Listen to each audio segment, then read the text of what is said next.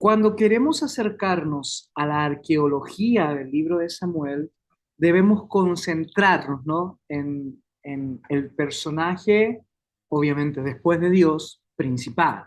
Y en este caso es el rey David. Y muchas veces nos preguntamos si realmente David existió o si no, como dice muchas veces a Israel Finkelstein, que es uno de los grandes arqueólogos en Israel, tal vez solamente fue un personaje histórico, una leyenda como el rey Arturo para Camelot en Inglaterra, o fue un cacique tribal, pero no, nunca fue un imperio tan grande como se describe en la Biblia. Entonces, a través de este cuestionamiento, muchas personas han preguntado si David existe. Es por eso que la arqueología bíblica es tan necesario, porque nos ayuda no solamente a poder entender la cultura de las personas, de cómo ellos vivieron, sino que también nos ayuda a poder comprobar la historia que está detrás del texto bíblico. Y no por un asunto apologético, porque yo no necesito comprobar el texto bíblico para creer en Dios o para saber de que el texto es real. Recordemos que ya lo hemos mencionado, el creer en Dios y el creer en la palabra es un asunto de fe. Pero si el texto bíblico me permite tener más luz, más claridad para poder conocer de mejor forma, la arqueología nos da más luz y claridad para poder conocer de mejor forma el texto bíblico. Entonces, en este sentido, la arqueología bíblica podría ser la mejor herramienta que tenemos para constituir las fuentes de la historia del antiguo Israel. Y yo siempre les he dicho y les he mencionado de que eh, la historia que nosotros tenemos en el mundo ha sido contada por los poderosos, por los poderosos, ¿cierto? Los educados y los vencedores. Entonces, en este sentido, ha sido la historia manipulable, si se pudiese llamar así. Y les di un ejemplo claro sobre la guerra, por ejemplo, entre a Merneptah, que fue el hijo del faraón, cierto, Ramsés II en el siglo XIII en Egipto, contra, cierto, el imperio hitita. Entonces, ¿se acuerdan que les dije de que los arqueólogos han encontrado en los dos palacios que ellos cuentan que ganaron la guerra? Uno cuenta de que ganó la guerra en la misma batalla y el otro también cuenta que ganó la guerra y cada uno la expone de una forma diferente y distinta. Entonces, esas situaciones nos ayudaron a pensar de que la historia fue manipulable.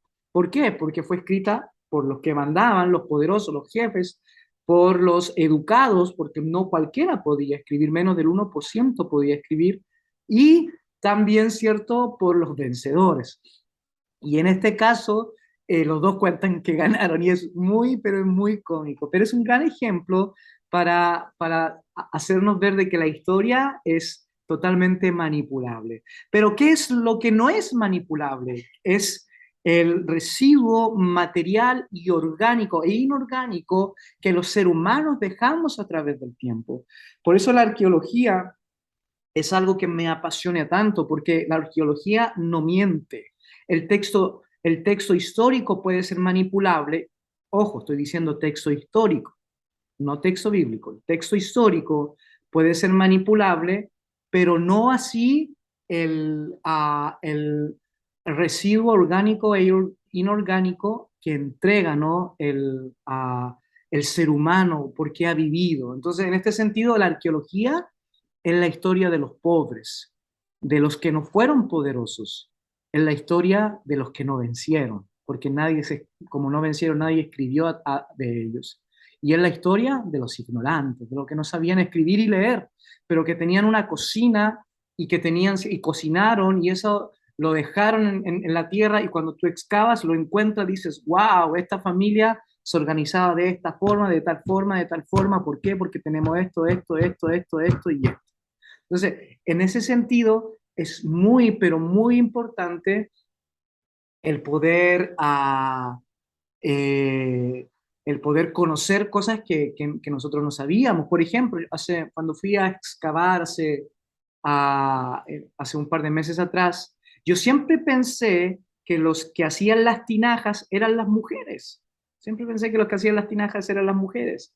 Pero un doctor un doctor inglés de la Universidad Ariel en Israel fue capaz de encontrar huellas dactilares en los utensilios ciertos de cocina. Huellas dactilares. Y adivinen de quiénes son las huellas dactilares. De hombres. Entonces, los que hacían las vasijas eran hombres. Los grandes cocineros de la antigüedad eran los hombres. Así que si usted cocina en su casa, no se avergüence, porque, hermano, los grandes cocineros eran los hombres. Entonces, si se dan cuenta, cosas así cambian la historia y tú te das cuenta, wow, el residuo no miente. Entonces, en este sentido, nosotros debemos también ser capaces de poder trabajar con la arqueología. Y la arqueología nos sirve, en el libro de Samuel ya vamos a llegar a ello, pero quiero que podamos ver que nos sirve para constituir fuentes totalmente anexas a la historia que tenemos. Y es lo que decía, ¿no? James Hoffmeyer. Él decía, la arqueología es la máquina del tiempo para los lectores de la Biblia. Y hay un libro que yo le tengo mucho cariño, que es el libro con el que yo aprendí Antiguo Testamento en el año 2005 en el STB, con el doctor Pereira, no sé si lo han leído, pero este libro obviamente es básico, simple, pero me encanta porque le tengo en mi regalón, y es de Robert Cate. Y Robert Cate, él dice de que la arqueología es el espejo por el cual nosotros podemos mirar la Biblia, pero de una forma más impactante. No sé, me gusta mucho citar a Robert Cate. Simplemente porque por el regaloneo. Y también dice que, que, el, que este espejo nos ayuda a ver las arrugas de la tradición hermenéutica que tenemos. Muchas veces está muy arrugada, muy antigua y nosotros la idolatramos. Y para los que son en simples palabras, para los que no saben qué es la arqueología, es el estudio de los materiales orgánicos e inorgánicos que se encuentran en la tierra y que dan cuenta de una forma de vivir.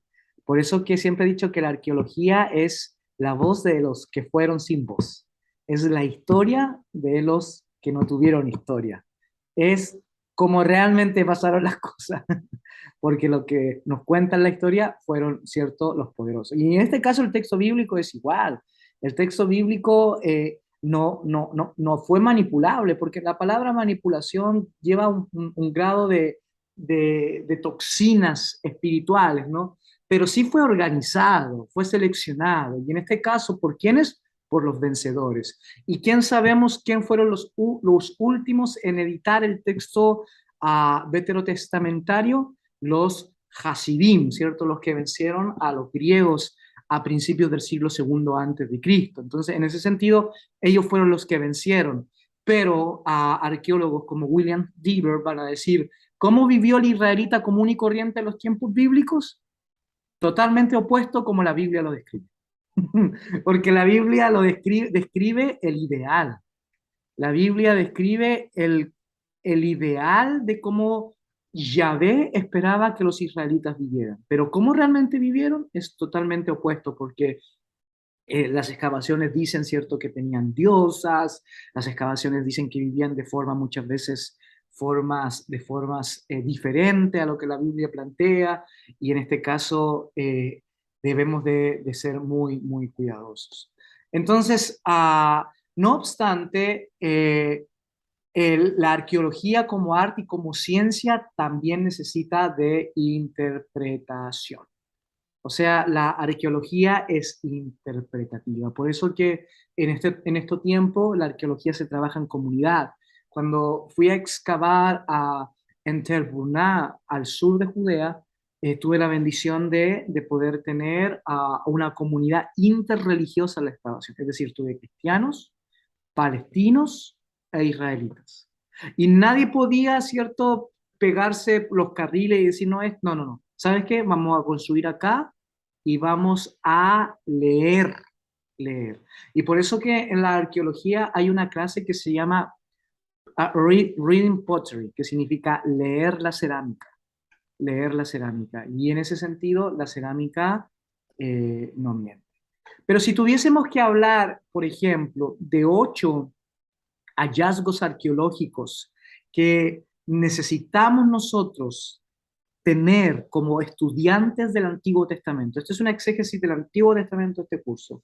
Y yo no me perdonaría jamás si mis amados estudiantes no conocieran estos hallazgos arqueológicos, por lo menos pudieran aprender a tratarlos. Y si alguien le pregunta de otro seminario o de otra institución, no, ustedes van a decir, no, el STB, el Seminario Teológico Bautista, sí nos ha enseñado eso. Entonces, número uno, obviamente, los rollos del Mar Muerto, ¿no? Entonces, todo estudiante de veterotestamentario debe de conocer los descubrimientos del Mar Muerto porque son los textos más cercanos a los originales que tenemos. Hay algunos textos que hablan de el siglo III antes de Cristo.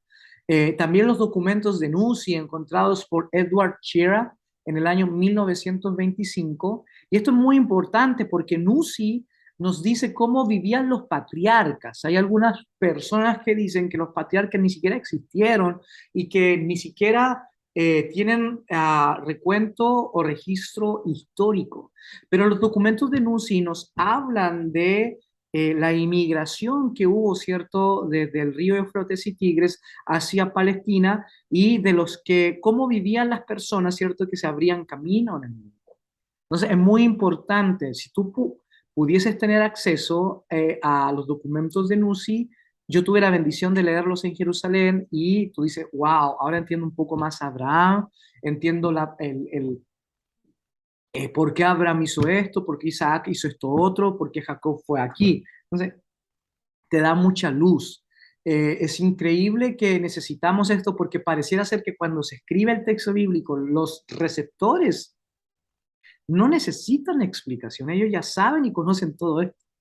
Número 3, los documentos de Ran Shamra o los documentos ugaríticos, ¿cierto? Descubiertos por Klaus Schäfer en el año 1928 y que nos arrojan cultura de Canaán. Yo trabajo mucho esto. Para mí, mi especialidad, en el que estoy trabajando mi doctorado, es el Naví veterotestamentario. Y este es uno de los documentos que más me ayuda a entender al Naví israelita.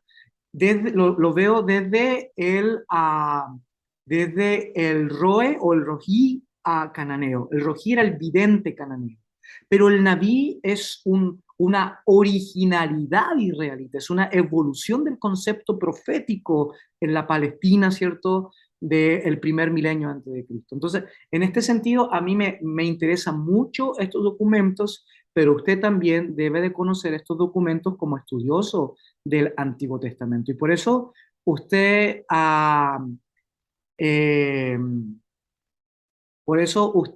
eh, toma la exégesis ahora, casi al final del STD, porque me imagino que ya se ha conversado de estas cosas.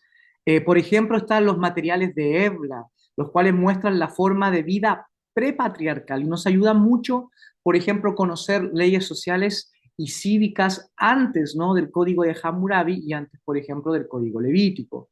Número 5, los códigos que regulan la vida en sociedad como el código de Ur-Nammu. Y este hombre es muy importante porque este hombre fue el que tenía el poder en los tiempos de Abraham en Ur. Entonces, él destronó a la dinastía anterior y este hombre, cierto, creo que eh, hace una revolución social, pero increíble en Ur. Entonces, es muy importante porque esa carga cultural, social y cívica es traspasada a personajes como Abraham. Recuerden que Abraham no era israelita, Abraham era babilónico. Entonces, para poder entender a Abraham y entender su vida y su forma, debemos de conocer la cultura babilónica. Entonces, el Israel comienza a llamarse Israel desde, ¿cierto? Desde Moisés en adelante. Entonces, antes incluso se llamaban hebreos. Entonces, es muy importante de que podamos definir la etnia. Esto se llama exégesis étnica, de conocer la forma de vida que tuvieron personajes para poder acercarnos de mejor forma al texto bíblico. Número 6, bueno, y para terminar el 5, el código de Hammurabi, ¿no? Que del imperio neobabilónico y obviamente de cómo este código de Hammurabi es tan parecido al código levítico. ¿Quién copió quién? No se trata de eso, no se trata de quién copió quién. Los ateos dicen el código levítico copió a Hammurabi, pero los arqueólogos serios hablan de roce cultural, obviamente de diálogo cultural que existió y obviamente por leyes que tienen sentido común, ¿no? Entonces, número 6, inscripciones de la estela del faraón Merneptah, de la cual le hablaba que fue, ¿cierto?, la primera mención histórica de Israel. Por eso que a través de esta mención, por ejemplo, autores como Hofmeier son capaces de datar el éxodo ya no en el siglo tercero, donde la mayoría de los teólogos y arqueólogos abiertos y progresistas colocan el éxodo. No, él dice, no, el éxodo fue en el año 1446, porque según la estela de Merneptah, que fue encontrada en el año 1212, o que data del año 1212, fue encontrada, ¿cierto?, en el año 1896 por Flinders Petrie. Esta estela dice que Israel estaba dentro de los pueblos organizados que el faraón Merneptah peleó. Entonces, Hofmeier dice, es imposible que Israel haya salido en el siglo tercero porque o si no ni siquiera hubiese sido mencionado en esta estela, porque es imposible que un pueblo se haya organizado militarmente en tan poco tiempo. Entonces, por eso dice, ¿cierto? Y lleva el éxodo al año 1446 a.C. Y está la estela de Mesha, que es muy importante para hablar, por ejemplo, del rey Omri, que fue el padre, ¿cierto?, de Acab, y todos conocemos a Acab y Jezabel y su historia. Y por último está la inscripción de Tel Dan, la cual confirma la existencia del David histórico. Esta estela fue encontrada en el año 1990. Yo, cuando fui ahora al Museo Israelita, tenía el anhelo de poder ir y a verla. Y ahí se dan cuenta, incluso tengo la misma camisa cuando la fui a ver porque me vestí de gala para ir a ver esta, cierto, inscripción importantísima para mí porque habla sobre el rey David. ¿Alcanzan a ver las letritas ahí en el fenicio antiguo? O no? ¿No? ¿Más o menos? Bueno, ¿y ahí qué les parece ahí? Ahí la ven mejor, ¿no? Juan dice que sí, no puede estar con su cámara abierta por cosas de internet, pero ahí la ve. Y los que saben de hebreo, traten de buscar dónde dice David, porque esta es la primera mención de David. En realidad es Beit David, la casa de David. Entonces, si se dan cuenta, ahí está. ¿La ven? ¿Dónde está enmarcadito ahí? Ahí dice Beit David. Recuerden que el hebreo antiguo nace del fenicio. El paleo hebreo nace del fenicio.